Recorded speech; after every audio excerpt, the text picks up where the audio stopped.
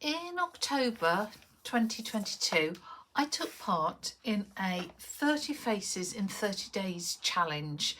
So the challenge was to paint a watercolour portrait every day of that month. The challenge was with Sketchy, which is a brilliant app, a bit like Instagram for faces. They also have a Sketchy art school, which is available to everyone, and this was what the challenge was through. So I thought I'd just show you all these portraits which I've stuck into a scrapbook along with the reference pictures to show you the possibilities of watercolour portraits, the different styles, the different feels you could achieve. Some of the paintings I absolutely followed the advice and the tips of the artist. For example, this one. Some I kind of did my own thing, like this one. So what I loved about this one, I'd done lots of this sort of pen and wash type portraits before, but I'd never thought of tinting my own paper. I'd used tinted paper, particularly there's a Strathmore paper that's really good called Tone Tan. Love it for portraits. But this artist suggested, this artist was Kirsten Britt, suggested tinting your own paper to get that overall feel. So obvious, but what a great tip. Now, some of the references really weren't to my taste. I would never choose to paint this woman, but David Tenorio was a super tutor, and his real thing was actually starting with the darks. So you can see there's a really strong shadow here, and we actually started with that shadow to establish the face, which was an interesting way of doing it. Loved this face. And the point of this lesson was to put a pattern in the background which can really zhuzh up a really straightforward basic portrait. She actually put, I can't remember, I think it was just a brush pattern, but I thought, you know, the round of his glasses, of course I've got to put spots in the background. And that was a really useful thought. So in fact, a couple of ones later on I use it again. And love this portrait with his fiery beard catching the light. Great fun. And this is something that I sometimes do if I'm trying to see the portrait. That's an ordinary photo. I use the posterize function on my computer, and it clumps colours or values together, and it's quite helpful for either seeing where the values are or giving you some ideas if you want to go sort of funkier colours. So the posterised one is something I use a lot. I did monochromes, and this is where I thought, oh yeah, monochrome, yeah, lovely, I do lots of those. But oh, I could put a pattern in the background. And actually I've been watching Sky Portrait Artist of the Year, and one of the backgrounds of the sitters had been diamonds, so I thought, oh yeah, I'd put that in. Oh, I had good days and I had bad days, and this was one of my bad days. I think I've made this poor little girl look utterly evil. I think it's because the eyes are uneven size. And I've made them too big, and it was the colour choices and all those sorts of things. But hey, you actually learn an awful lot more by your mistakes than you do by your successes. My own way on this one, using a purple underpainting, and if you're interested in seeing this, there's a full tutorial on YouTube. And again, there's a full YouTube tutorial on this one. Again, it's with that purple underpainting, but this time I used a square brush to get really angular marks, which was inspired by his wonderful cheekbones. Absolutely adored this reference photo. This lady's face has such presence, and the colours were just amazing, so that was a lot of fun. There's a full tutorial on this one as well. So this I did in far thinner layers and built up, and I was particularly pleased with this eye because that's what I was focusing on. I wanted that sort of googly expression. I left off this hat because I didn't like it. She's an open water swimmer, and that's why she's wearing that hat, so she doesn't get run over by boats. Again, there is a tutorial online for this one. I did it with that purple underpainting and really tried to concentrate on getting beautiful smooth skin tones for this really young cheeky little girl. Pen and wash portrait with some pastel pencils on top.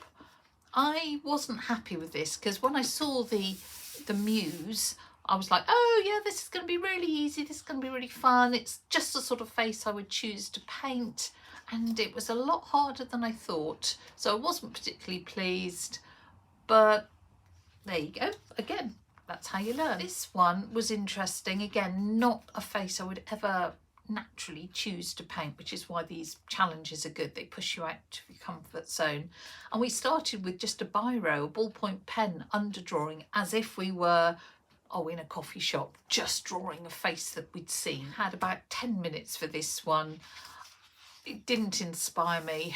I mean, she's such a pretty girl, it's kind of too perfect. Quite liked her freckles, so that's what I concentrated on. I enjoyed this one. I usually start with if I'm doing a layered portrait, with a purple underpainting, but in this one I actually started with a blue underpainting because she feels sad, she feels blue to me, and the way that it shines through, the idea of the underpainting is that it shines through all your work, I think works for the slightly melancholy feel of this painting. This was a pile of fun. We used coffee. Well, it was meant to be tea, but I actually prefer the colour of coffee and it smells nicer, to stain the paper, and then did a monochrome study on top, and use white gouache just to regain the highlights, and that I will certainly do again. This guy, now a lot of my portraits, because I was pushed for time, I just used a light box to get the outline. Like the guy here, yeah, I just used a light box and got my outline, and that saved me half an hour. This guy I did draw freehand, and I was really concerned about making him look like a chipmunk, because he's actually got a really wide round face, so I know I've narrowed it. I think that was just because I was so concerned about say making him too sort of fat around his jaw.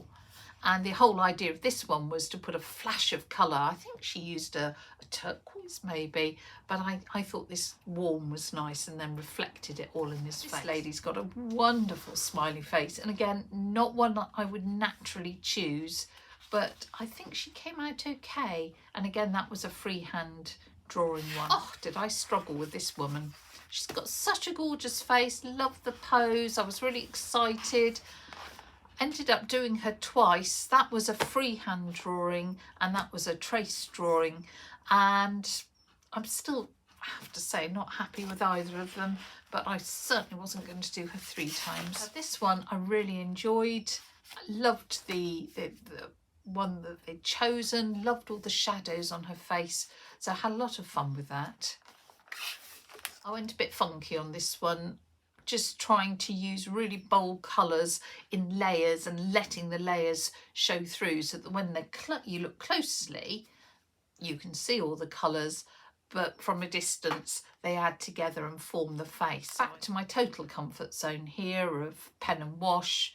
I just used some sparkly, let me move that around, I don't know if you can see, I used some metallic watercolours on there, because if you look at the muse, she's got sort of festival glitter on her face. Again, not a face I would actively choose, but I really enjoyed that.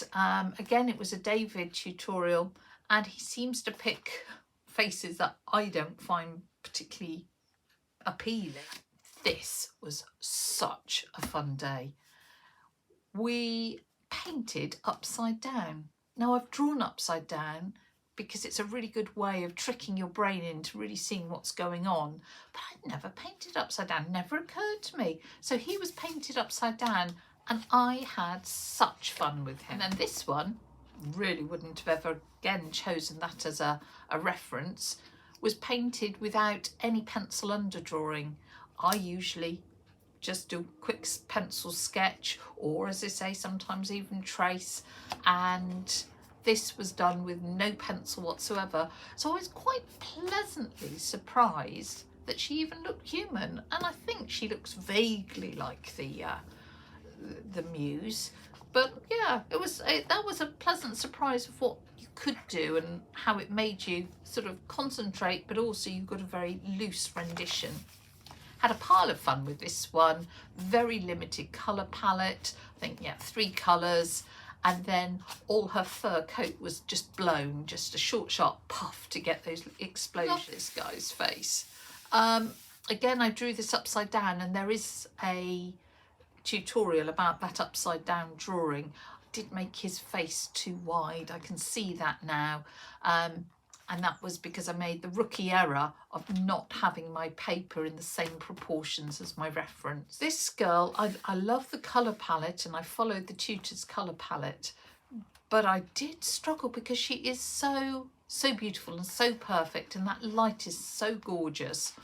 So in the end, I actually painted her pretty much upside down, having learnt from earlier. Had a pile of fun with her in the end, because the first version I did of this was just so dreadful that I threw it out. And then loved this, really loved all the light catching his face, and he was painted upside down because I'd got a little addicted to that as a process, so I had a lot of fun with him. The final day was this guy, and let me show you the reference. So that's the reference photo, and again I did use that posterize function to clump the colours and clump the tones, because I looked at him, and the tutor, who was Weira Farimer, said, oh, she thought he had a real Father Christmas face, and to me he absolutely wasn't Father Christmas. He was a green man, a man of the woods, the spirit of a mighty oak, or a sprite or something, and I really wanted to get that feeling of him peering out of the green. So he was the one I ended on, and I have to say I am very fond of him because I actually achieved what I thought I would achieve. That was my 30 faces in 30 days. If you're eagle-eyed, you'll see I actually did 31, but you know, I'm an overachiever. And I would love to know which is your favourite. For me, I love this style, and I find it quite an easy style to work in. So this sort of pen and wash is probably one of my favourite styles. Really like him. I like his face. I liked the process. I've had fun there. Did like the monochrome. Loved her as a muse. I just thought she was absolutely amazing as a face. And which else? And probably my last one, because I just had such a lot of fun with him. I really enjoyed painting him. Oh, of course, and then my upside down ones. I did really enjoy doing things upside down. So actually, I've had all sorts of fun with this. It shows styles and the range that you could work in, and I hope maybe that's inspired you to have a go at some watercolour portraits. And if there's a particular style or technique that you're interested in me demonstrating, do leave a comment. Can't promise I'll do it immediately, but it would be really nice to know which is your favourite style or your favourite muse, or what you'd like to know more about.